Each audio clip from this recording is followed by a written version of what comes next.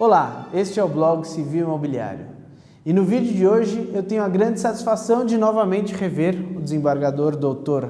Caetano Lagrasta, que hoje retorna ao nosso blog para tratar sobre o direito de família.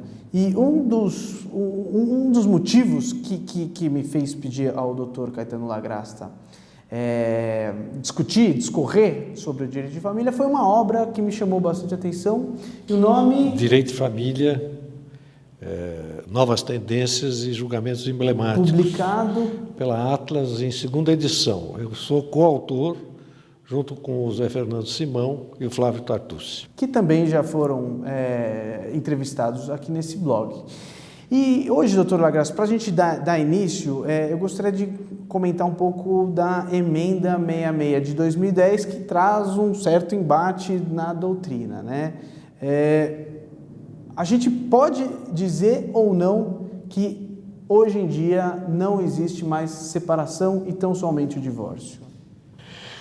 Bom, o tema é bastante complexo, o tema é bastante discutível, mas nós firmamos, quando eu digo nós, o Zé Fernando, o Tartucci e eu firmamos uma opinião no sentido de que não há mais a separação judicial.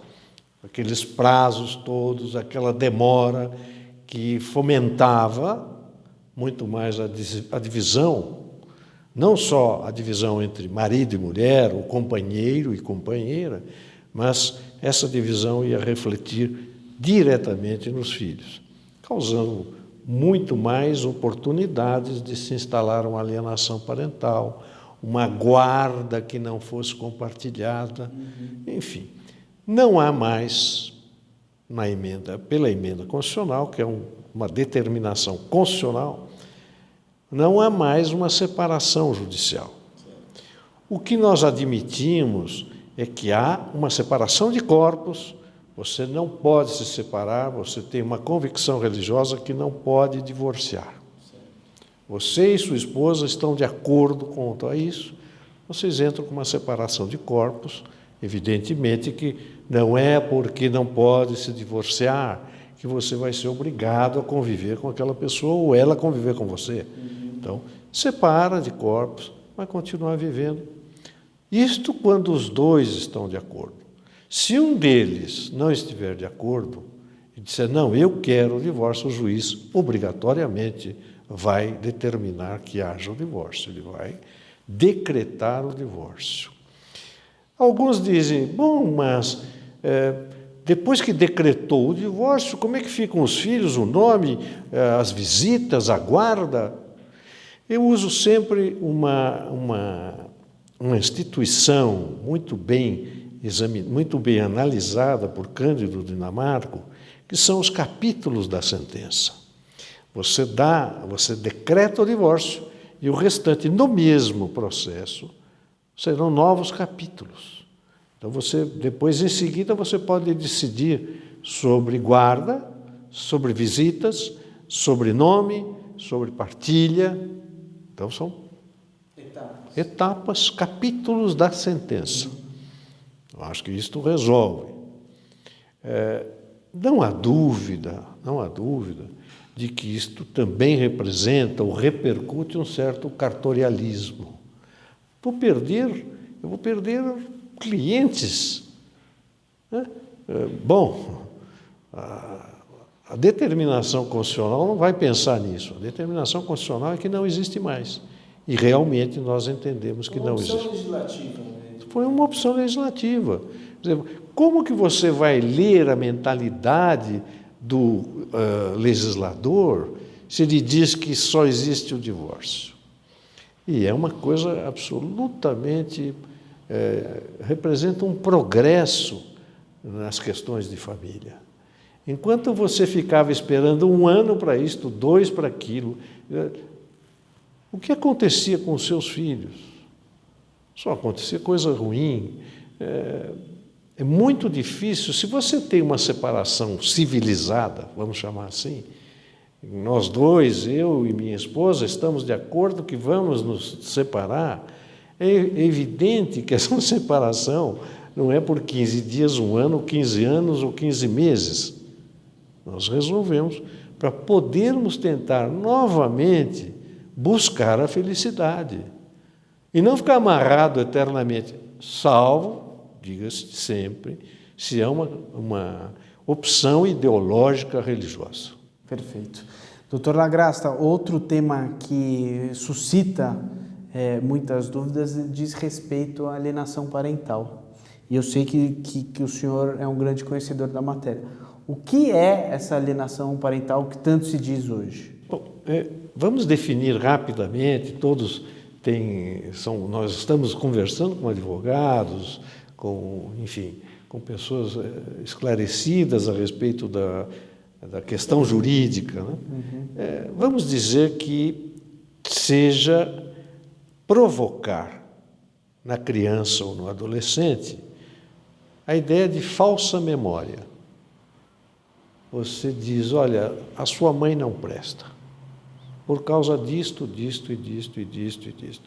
Isto realmente não interessa a criança. O que interessa à criança é que ela conviva tanto com o pai, tanto com a mãe, tanto com as duas mães, tanto com os dois pais, enfim, essa homoafetividade está presente também na alienação. Você pode ter uma inseminação artificial e duas mulheres conceberem uma criança, enfim, tudo isso é um dos aspectos. Mas, a partir do momento que você aliena dolosamente, porque isso não é culposamente, é doloso. Alienar a outra pessoa representa reduzi-la a uma condição de torturado. Eu sempre defendi isso. Acho que o alienador é um torturador. A tortura, pelo menos até agora, é crime no Brasil. Então, ele merece, inclusive, prisão. Eu sempre defendi isto, continuo defendendo. Por outro lado, sempre defendi também que nos casos em que há um notório interesse do alienador em prejudicar a possibilidade das visitas, né, para impedir que você visite o seu filho, a sua ex-mulher muda-se sem qualquer justificativa de residência. Então, hoje ela mora em São Paulo, muda-se para Jaú, de Jaú ela vai para o Mato Grosso, do Mato Grosso ela vai para Goiás, enfim. E você, com os meios processuais, que são morosos, induvidosamente eles são morosos, você vai ficar o tempo inteiro correndo atrás. Quando chegar em determinado momento, o seu filho com 16 anos vai dizer, papai, para de correr porque não interessa mais. Tem decisões, tem uma decisão do STJ antiga, que depois de 8, 10 anos é que se resolveu a questão e aquelas crianças que tinham 7 e 9 anos, com mais 10, não precisam nem um pouco do seu acórdão. E, doutor Lagrasta, como o senhor também vê esse novo direito de família? Porque eu acredito que o senhor que integrou por 38 anos a magistratura viu certamente uma transformação enorme nas decisões, né? Inclusive, chama muito a atenção a questão da multiparentalidade da criança que eventualmente possa ter o registro de duas mães ou dois pais. Bom, o progresso do direito de família é inegável, porque é um progresso que não pode ser impedido, e estava sendo impedido pelo Código 16. Então, hoje nós temos, com o Código de 2002, nós temos um progresso, com alguns defeitos ainda gravíssimos, né? Precisam ser reajustados, ajustados, mas tudo isto que nós estamos falando é um reflexo dos costumes, e o nosso Código Civil está admitindo os costumes como uma coisa diária, como uma coisa frequente, como uma coisa que a legislação tem que obrigatoriamente acompanhar. Expressamente o Código quer isso. O Código ele é um código mais aberto, buscando exatamente isso. Ainda que não seja aquilo que nós pensávamos, ou que você pensa, ou que o outro pensa, pode ser que não chegou ainda naquilo que você imaginava, mas já chegou muito longe. A questão da multiparentalidade, nós conversávamos antes, eu entendo que é muito difícil, por exemplo, você aplicar a lei Clodovil. Eu vou dar para a minha enteada o meu sobrenome. Bom, e depois? Fica por aí? Não, nós vamos colocar também na certidão de nascimento o pai socioafetivo ou a mãe socioafetiva, junto com o pai que realmente é o pai, que concebeu. As repercussões no nosso direito das sucessões são, por enquanto, imprevisíveis. E nesse caso, eu acho perigosíssimo o achismo. Eu entendo perigosíssimo o achismo. Você acha que sim, eu acho que não, ele acha mais ou menos. Como é que nós vamos resolver essa questão? Eu tenho a impressão que ainda precisa amadurecer muito essa questão. Se é socioafetivo, eu tive se eu tiver mais um tempinho, eu queria contar uma conciliação que eu fiz no Tribunal de Justiça, em que a questão era: a mãe entrou com uma ação em nome do filho que fora reconhecido pelo pai que não era pai. Eu entendi que havia alguma coisa ali. Não estou satisfeito. Chamei todo mundo. Queria ver a mulher. Queria olhar nos olhos dela. Aí chegou o advogado, depois chegou um senhor e um jovem. Muito bem, sente-se e tal. Virei para o menino e falei assim: onde está sua mãe? Minha mãe? Não sei, há muitos anos que ela desapareceu. Ela sumiu, voltou para a terra dela, não sei onde é que era a terra dela. Perguntei para ele: o que o senhor acha dessa situação? Não, ele é meu filho. Ele se dá muito bem com a minha filha, eu já reconheci há muitos anos, desde que ele nasceu, eu já reconheci. É meu filho. E você? Não, meu pai é ele. Meu pai não. Falei: quantos anos você tem? 19. Então você não precisa mais ser assistido. Você quer continuar nessa ação? Eu não. Então acabou ali. Agora, se eu não chamo, eu dou um acordo, eu dou uma sentença que não vai servir para absolutamente nada. E vai contra o interesse tanto do filho quanto do pai. Quer dizer, como é que nós vamos ter oportunidade de fazer isso? Você acha que um desembargador, com aquele acúmulo de processos, tem condição de chamar? Nessas questões de família, então é importante, eventualmente, o juiz... É importante você olhar nos olhos. A coisa mais importante é você ver aquele pai, se ele está sendo sincero, aquela mãe, se ela está sendo sincera. Isso você só com contato humano. Não adianta eu abrir papel como desembargador.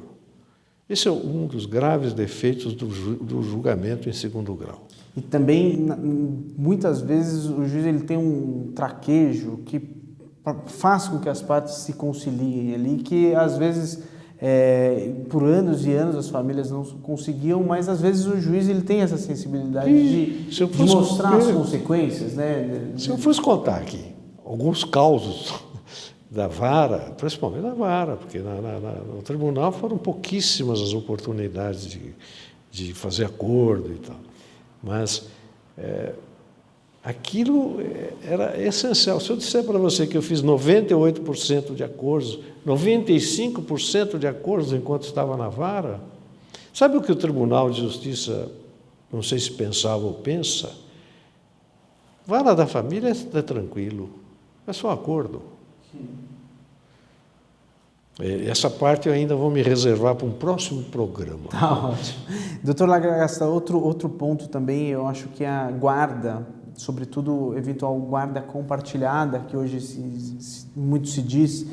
Na opinião do senhor acha que funcionaria, não só na questão jurídica, né, mas com a experiência que o senhor teve, é possível que os pais respeitem essa guarda compartilhada? Quem tem que respeitar a guarda compartilhada de cara é o juiz. O juiz é que tem que ter noção absolutamente correta do que é a guarda compartilhada. Ele tem uma ferramenta na lei que diz que no momento de crise do casal, ele pode determinar a guarda compartilhada. O que pensam alguns é que o juiz, num acesso de loucura, fala, olha, aqui nós vamos fazer uma guarda compartilhada. Não, não é bem nada disso, não é nada disso. O juiz tem que, aos poucos, apesar do litígio entre pai e mãe, ou entre pai e avô, pai e avó, mãe e avó, enfim, o litígio, ele vai, aos poucos, com o auxílio de bons profissionais. E quando você fala bons profissionais, é aí que empaca. Empaca, por exemplo, como empacou no juizado de pequenas causas, como está empacando na mediação, conciliação e arbitragem, não sei, mas mediação e conciliação, sim. Sabe por quê? Porque não se capacitaram profissionais, tanto o mediador e o conciliador, como o perito.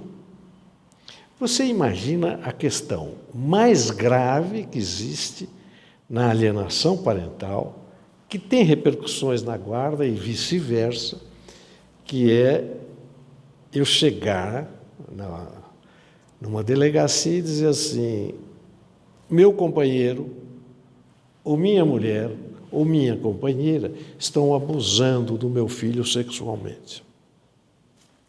Nossa, tumulto. O que o juiz faz? O advogado pede uma liminar. E o juiz? Defere. Sem nenhuma informação ou estrutura que o permita fazer isso. Pressionado, como o Supremo foi pressionado. O Supremo também cometeu uns ligeiros equívocos, voltou atrás, né? O juiz, sem esse apoio essencial, ele dá uma liminar ou nega uma liminar, porque ele pode negar.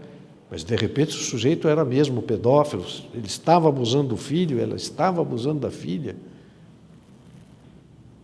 sem nenhuma segurança. Processo crime, papai, ele é absolvido, e no fim que eu digo, são 6, 5 anos depois, esse era dano mentira. já é irreparável. Era mentira. Aquilo foi uma falsidade do homem, da mulher, enfim. Mas isso já é um dano irreparável. Irreparável. Né? Irreparável. Quer dizer, o juiz não está acompanhando a lei. Não há capacitação desses profissionais. Você conhece, a lei é muito clara, a lei da alienação parental é muito clara, quando diz que o perito tem que ter formação universitária naquele assunto específico. Eu não conheço nenhum. Pode ser que agora já estejam se formando. Eventualmente, esse profissional não está pronto para lidar com aquele tipo de situação que envolve... Também não está. Então, o juiz está absolutamente desamparado por culpa de quem? Eu não sei. Não é por culpa do tribunal, ou é? O tribunal perdeu algumas chances. O juizado de pequenas causas, que acabou se transformando no juizado especial, que acabou hoje você pedindo uma audiência num juizado especial daqui a 1 ano. Então, pode fechar. Vai para o juízo comum, que pode ser que seja melhor. Né? Então, todas essas questões, também o perito. O juiz precisa do perito urgente que diga com uma certa convicção que me ajude a decidir. Não que ele vá decidir por mim. Você sabe que nós não estamos vinculados, o juiz não está vinculado ao perito. O que o perito diz ou o que o perito esclarece. Doutor Lagrasta, eu gostaria mais uma vez de agradecer o seu retorno ao blog, para tratar de um tema que o senhor conhece com tanta profundidade, que é o direito de família, e o blog fica aqui à disposição do senhor. Muito obrigado, eu que agradeço essa oportunidade e espero que, como eu aproveitei, todos aproveitem. Muito obrigado, Alexandre. Obrigado.